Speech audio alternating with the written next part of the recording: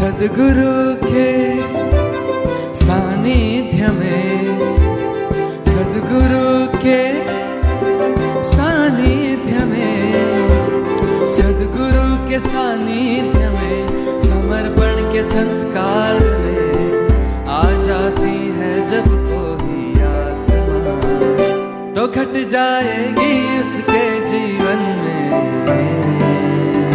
अनुभूतियाँ।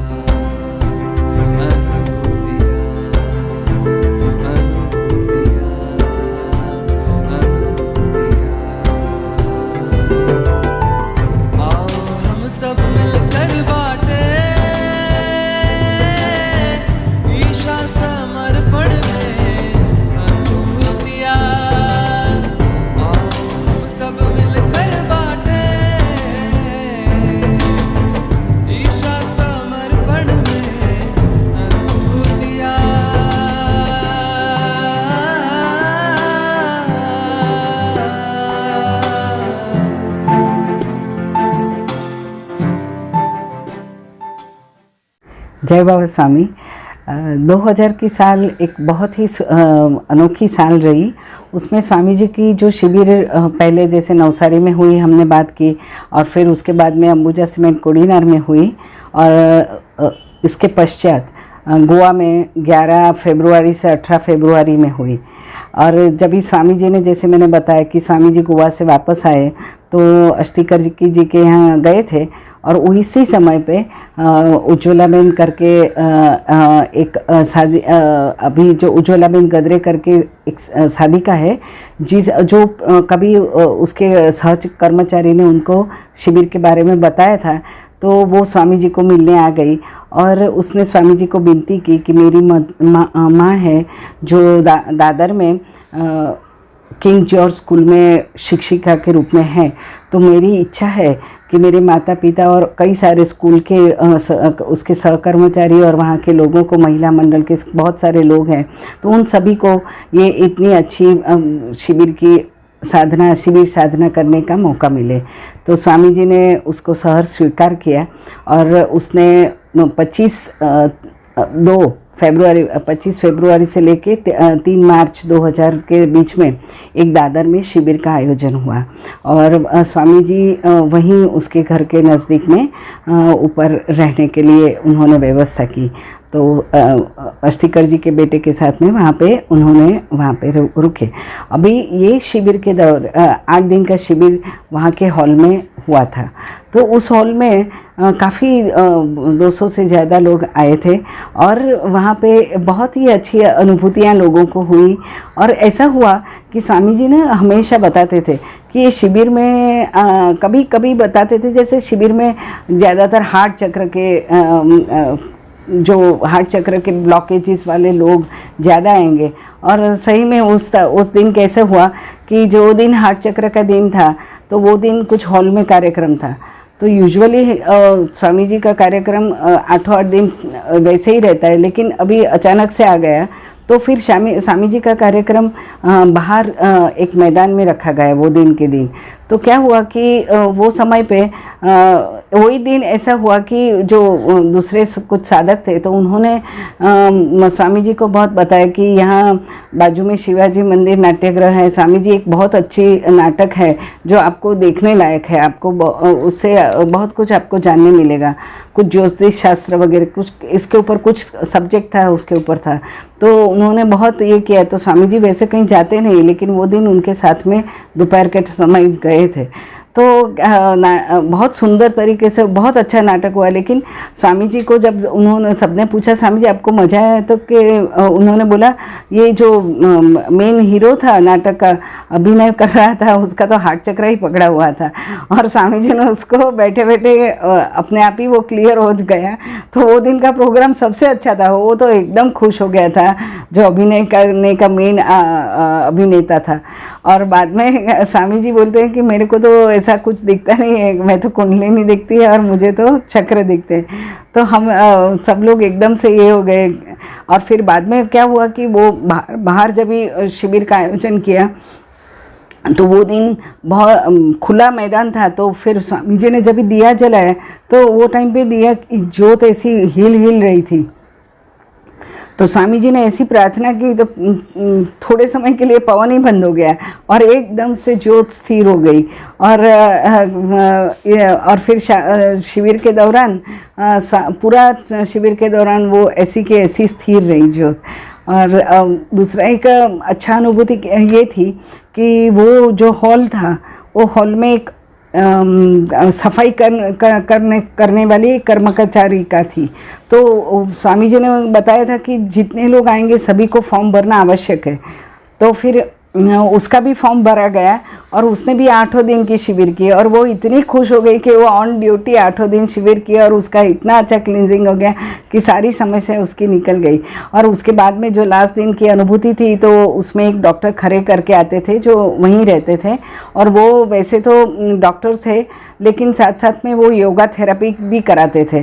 तो वो तो एकदम स्वामी जी से प्रभावित हो गए और उन्होंने बताया कि मैंने इतने सारे समय योगा के बारे में कई सारे लेक्चर्स वगैरह किए हैं, सेमिनार्स किए हैं, लेकिन मुझे इतनी अच्छी अनुभूति पहले कभी नहीं हुई थी। और उसने भी स्वामी जी को एक अपने तरफ से एक सम्मान पत्र भी उन्होंने इनायत किया। तो इस तरह से दादर की शिविर 8 दिन की बहुत सुंदर रही और बाद में सही में जैसे स्वामी जी बोलते हैं ना कि जो आत्मा मुझे मिलने वाली है वो मेरे तक पहुंच ही जाती है।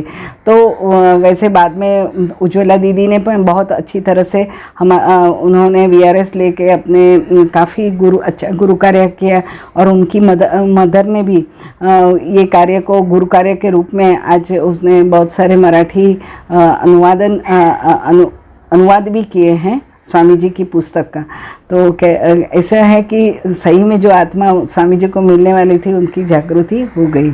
तो फिर इसके बाद की जो शिविर थी वो अंबुजा सीमेंट के प्लांट की में हेड ऑफिस जो कलीना में सांता क्रूज ईस्ट में थी तो उसी में मुंबई में और लगाई गई थी।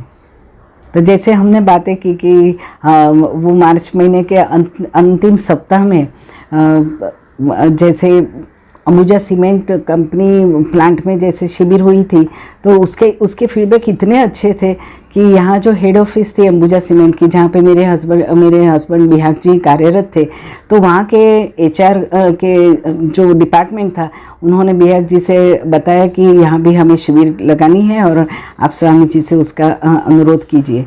और वहाँ पे मार्च के अंतिम सप्ताह में शिविर का आयोजन हुआ।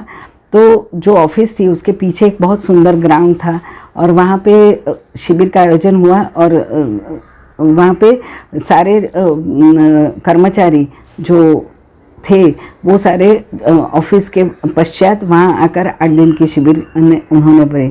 और वो समय पे कैसे था कि हम फॉर्म भरना आवश्यक था और स्वामी जी कहते थे कि 8 दिन सभी को आना है और इन बिटवीन अगर कोई कारणवश नहीं आ पाया तो फिर उसको आगे के दिन में आने की अनुमति नहीं दी जाती थी। तो इतना स्ट्रिक्ट था और साथ साथ में सबको आई कार्ड दिया जाता था, फोटोग्राफ उसके ऊपर लगाया जाता था। तो ऐसी सब बहुत स्ट्रिक्ट और डिसिप्लिन से हम शिविर का आयोजन करते थे। तो वो समय पे श्री किशोर कबाड़िया जी और वहाँ के जो श्री रामनाथ कामत जी और मिस्टर कांकानी जी, वे कई सारे ऐसे लोग साधक थे जो बहुत कार्यरत भी थे और हेल्प भी करते थे और सहायक भी थे। तो और उस समय क्या हुआ कि अनुराग जी जो थे he was I think 8th standard में थे। तो वो पहली बार स्वामी जी के साथ में अहमदनगर से आए थे और वो हमारे साथ में उन्होंने भी पायल और अनुराग जी दोनों ने साथ में 8 दिन का शिविर वही समय पे किया था। और वो तो पहली बार उसने 8 दिन का शिविर स्वामी जी का अच्छी तरह से एंजॉय किया और सीखा उसमें। और उस शिविर में और एक बहुत सुंदर बात ये थी कि वो शिविर के जो पीछे के गार्डन था तो उसमें एक सूखा सा पेड़ था और सूखे पेड़ में जब भी स्वामी जी का एक छोटा सा स्टेज बनाया हुआ था और स्वामी जी उस समय पे खड़े होकर ही 2-3 घंटा अपना प्रवचन करते थे। तो जैसे स्वामी जी माइक के पास आते थे वैसे वो कोयल इतनी जोर से कुहू कुहू करके चिल्लाती थी और स्वामी जी के प्रवचन के पहले सबको अपना गाना सुनाती थी। तो कैसा था कि वो स्वामी वो वैसे तो वो घने पेड़ पे रहती है, लेकिन वो वाइब्रेशन से खींची चली आती है। तो 8 दिन उसने हमको संगीत पहले सिखाया, और स्वामी जी का प्रवचन बाद में होता रहा। और वो शिविर में काफ़ी बाहर से भी लोग भी आए थे, और वो शिविर बहुत ही बेहतरीन हो रही। और उसके पश्चात स्वामी जी सबके साथ बैठ के काफ़ी उनके क्वेश्चन के आंसर भी करते थे। और इस तरह से बाद में देखने जाए तो वहाँ के जो सहकर्मचारी ने कई सारी अलग अलग जगह पे और अलग अलग प्लांटों में शिविर का आयोजन किया था। तो इस तरह से ये शिविर एक बहुत ही बेहतरीन रही और उसका लाभ सभी को मिला। तो जिसे हमने देखा कि 3 महीने में स्वामी जी की करीब 4-5 शिविरें हो गई थी, और काफ़ी लोग 45 डेज़ मेडिटेशन भी करते थे। तो अभी ऐसी समय आ गया था कि ये जो हमारी ध्यान साधना का जो शिविर का दौरा था, उसको एक व्यवस्थित रूप देखने की ज़रूरत थी।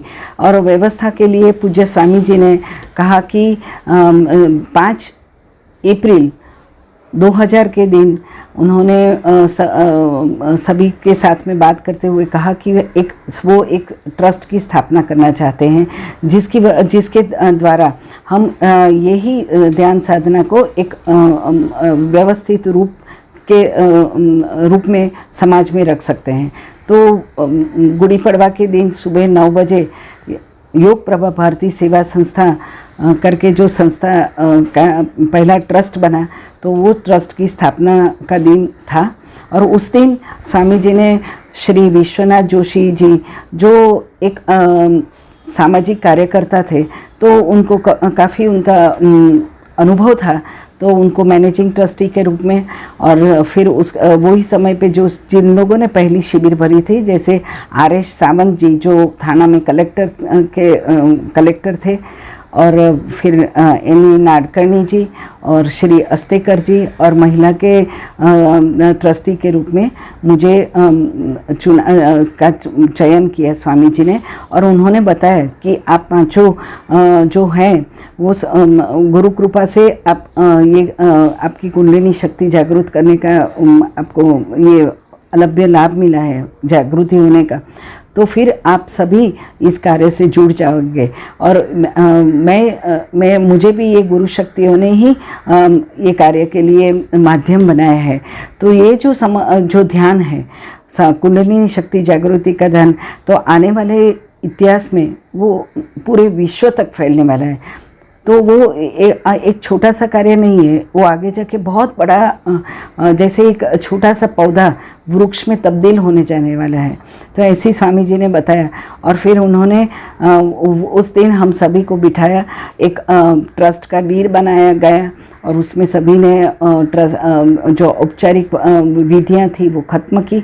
और बाद में स्वामी जी ने हम सबको बिठाकर एक बहुत वो खुद ध्यानस्थ अवस्था में चले गए, और उन्होंने हमें ध्यान के अवस्था में बहुत अच्छे वाइब्रेशन भी दिए, और वाइब्रेशन के साथ साथ में उन्होंने हमें कुछ सूचनाएं दी, और कुछ बताया कि उन्होंने बताया कि ये जो आज का दिन है वो हमारे समर्पण ध्यान के इतिहास में एक बहुत बड़ी नींव के समान है, क्योंकि आज के बाद ये ध्यान सारे समाज में फैलेगा और सारे भारतवर्ष में भी फैलेगा। और इतना ही नहीं, जो आध्यात्मिक प्रगति चाहते हैं, जिन जिन लोगों ने मोक्ष के लिए कामना की है, उन सभी को ये वहाँ तक पहुँच ही जाएगा। और ये हृदय से हृदय तक पहुँचने वाले अनुभूति जन्य ज्ञान है, जो आप सभी उसके लिए माध्यम बन जाओगे। और आपको आज जो मेरी गुरु शक्तियाँ आपको आशीर्वाद दे रही है, तो आने वाले समय में आप यही गुरु कार्य आपके हाथ से भी प्रचार प्रसार उसका होने वाला है। तो हम ये जो कार्य होने वाला है उसका आज का दिन बहुत ही महत्वपूर्ण है। और चैतन्य के रूप में जो आपको प्रसाद मिल रहा है, तो आपके हाथ से जो कार्य होगा वो आप माध्यम बन के करोगे। और आप जैसे मेरे गुरुओं ने, हिमालय के कई सारे गुरुओं ने मेरे में जो शक्तियाँ संक्रमित की है, वो सारी शक्तियों का चैतन्य सभी को प्रसाद के रूप में मिलने वाला है। तो इस तरह से उन्होंने हम सभी को आशीर्वाद देते हुए कहा कि आप सब ये कार्य से जुड़ जाएं और आपका चयन गुरु शक्तियों के द्वारा हुआ है। तो इस तरह से हम सभी को बहुत सारे आशीर्वाद स्वामी जी ने दिए और वो दिन हमारे लिए भी एक अनोखा रहा। और स्वामी जी जैसे ट्रांस में बोल रहे थे, हम उसका पूरा चैतन्य रिसीव कर रहे थे। ऐसे लग रहा था कि सारी हमारी आत्मा उसको सुन रही है और आत्मा उसको ग्रहण कर रही है। और उसके बाद में पूज्य स्वामी जी ने वो ट्रस्ट को में पहला धनराशि का अनुदान दिया और उसके और हम सभी को प्रसाद के रूप में वस्त्र दिए और नारियल दिया और हम सबको आशीर्वाद दिए। और वो समय पे बिहार जी को भी बिठाया था और हम 6 जन बैठे थे, लेकिन 5 ट्रस्टी के रूप में उन्होंने नियुक्त किया था। और सच में वो दिन एक बहुत ही महत्वपूर्ण दिन था। और वो दिन के बाद में एक सुंदर सी व्यवस्था शुरू हो गई और आगे आप देखेंगे कि जैसे 2000 की साल में कई सारी शिविरें हुई। और इतना ही नहीं, स्वामी जी का पहला दौरा भी यूके में हुआ था, वो भी हम आगे बताएंगे। तो इस तरह से हम सब खूब धन्य हो गए और हमको ऐसा ही लगा कि पहले के उसमें जो भी हमारा पुण्य कर्म होगा, इसलिए स्वामी जी हम तक पहुंच गए।